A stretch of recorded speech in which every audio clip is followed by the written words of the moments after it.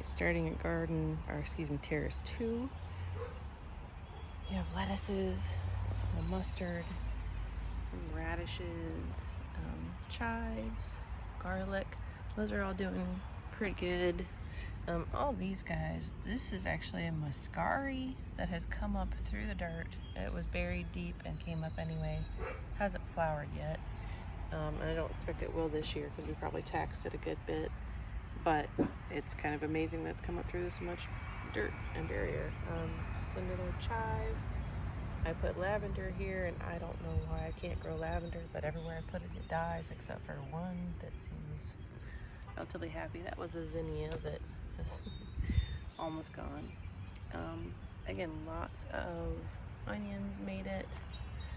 These are actually all saffron crocuses, which I did actually get some. They bloomed in the fall, and so I guess these specific ones are fall bloomers, but we did get some little anthers off of them. Not the right one, the right word. So here's a few. This is a Brussels sprout. I held these back and hadn't planted them when I planted all the other ones.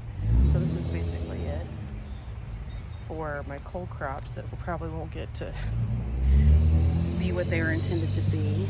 And that's a red Brussels sprout, also from sorry for the big stupid truck noise. Again, see the carrots everywhere. Have a few lone survivors. There's one. Red Brussels. Hi, bird.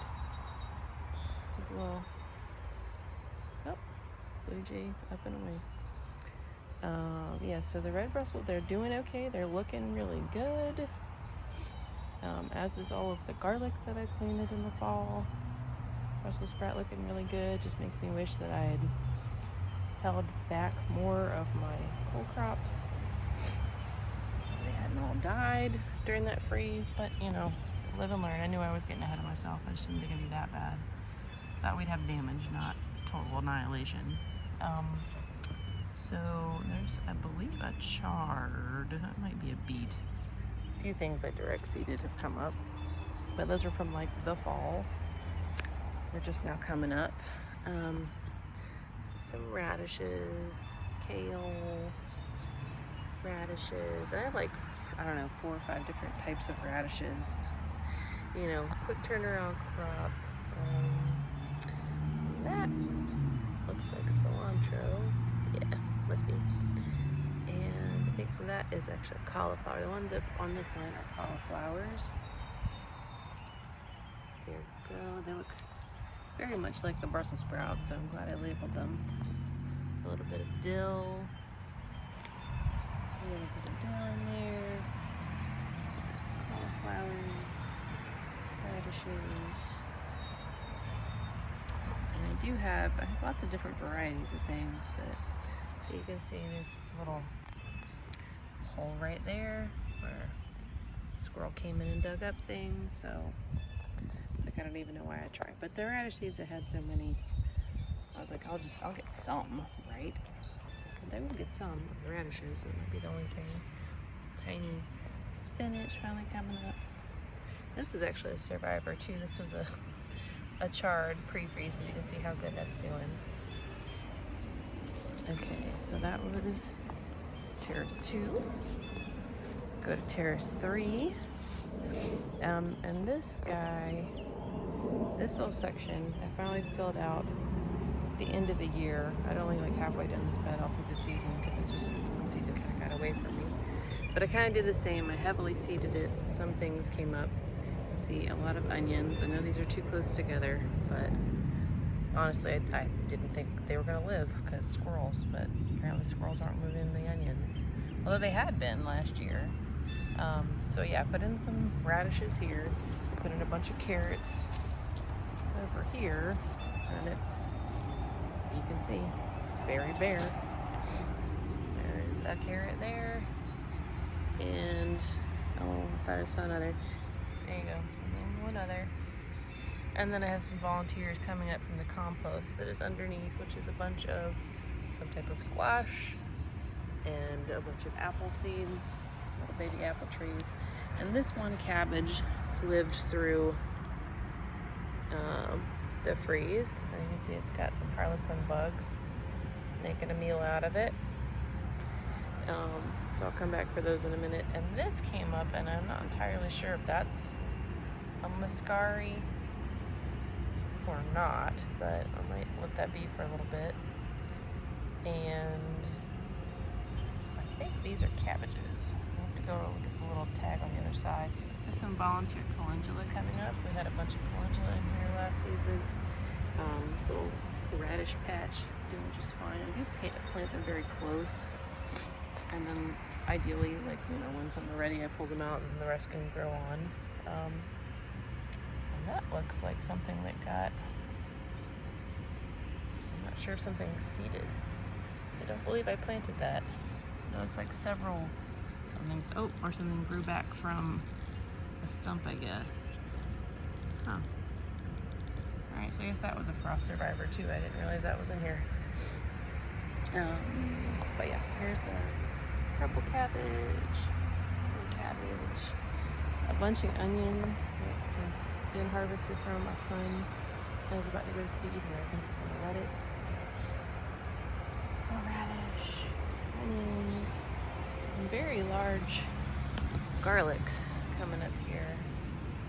That one, there's a great big one over there too. There's some chives. And, I guess I need to talk about the trees and stuff too. The peach, looking pretty good. It had just started to bud out and make flowers when we had the big freeze, and I think it's made it through. I'm seeing fruit. Hallelujah. We'll see if we'll get peaches this year. Oh yeah, volunteer mullein and lamb's quarter. I'll let those be.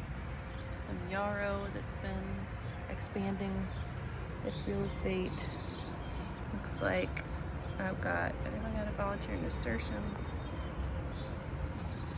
I put a whole bunch of peas back here. Most of them got dug up, but some of them have made it. That's sad. Nasturtium. The rosemary here was fine last year, but I think it took a pretty good hit from the freeze. I'm not sure. I want to give it some time and see if it comes back. It's looking pretty peaky though. But all this had peas planted. Not a one came up. I got some mint that I had a bunch of mint in here and then pulled it up because, you know, it goes everywhere. And so some of these guys, there's a pea. Yeah, they're coming back from teeny little root fragments, but it's fine. I'm happy to have a little bit, just not a ton. And then this is evening primrose, which has been multiplying rapidly. And I've been letting it, but I might take some of that out.